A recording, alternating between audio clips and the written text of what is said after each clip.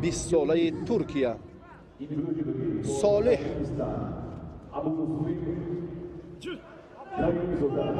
صالح هم 20 سال دارد، اما در 29 رقابت شرکت ورزیده است. صالح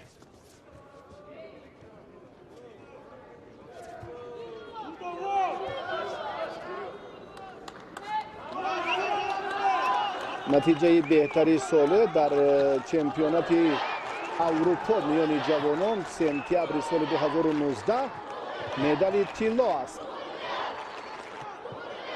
خیلی دستاورد خوب.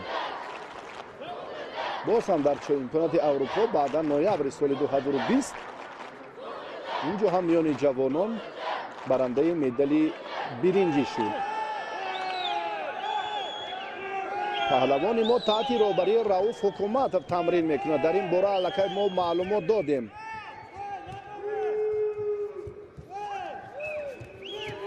ابو مسلم باید اینجا هم بیشتر، هر دو هم همسالند.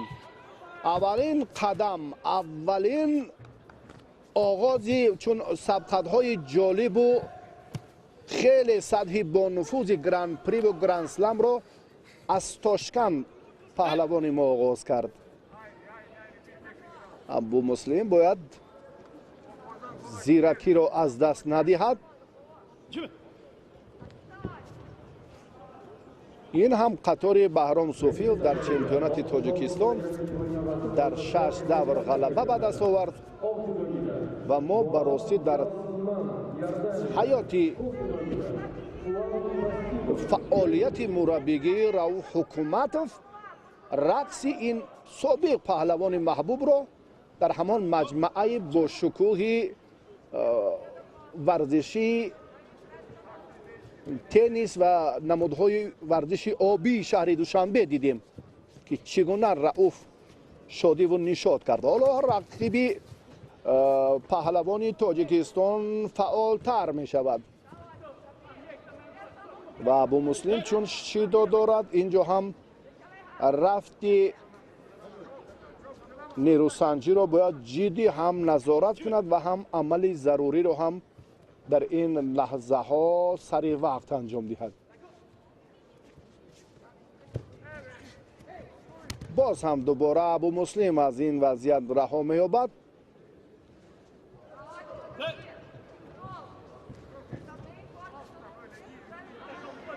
هر دو همسالند، اما در نظر پهلوان ترکیه کلان سال می نماید. دویمین شیدای ابو مسلم.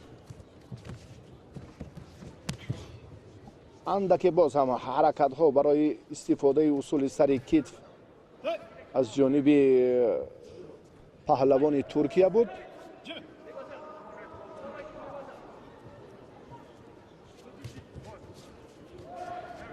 صالح،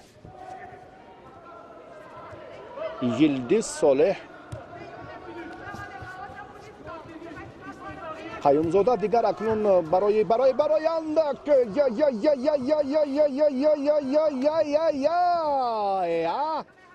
اندک، چون این کار را باید اندک بر وقت‌تر آغاز میکرد.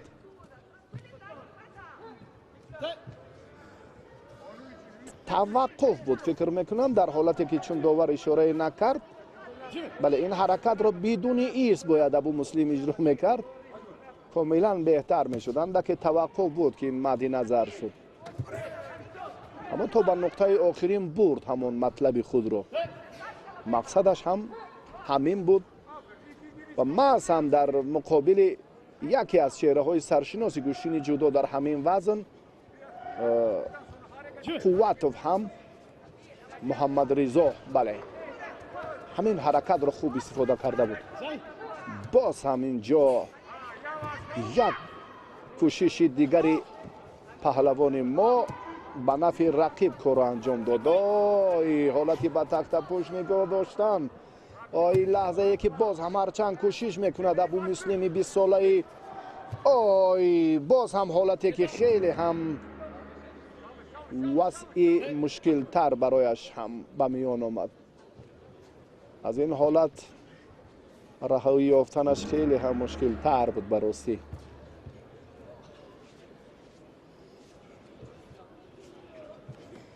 و زری رو از دست داد، خود حرکت کرد و رقیبش از فرصتی به میان آمده اندکی حرکت کرد و زری رو ستانید. این دیگر جایی البته بحث و گفتگو هم نیست، تجربه، چون در چنین مسابقه ها خیلی هم مهم است. 22 ثانیه جایش رو باید اشغال کند، اما ابو مسلم گمانش دیگر بود.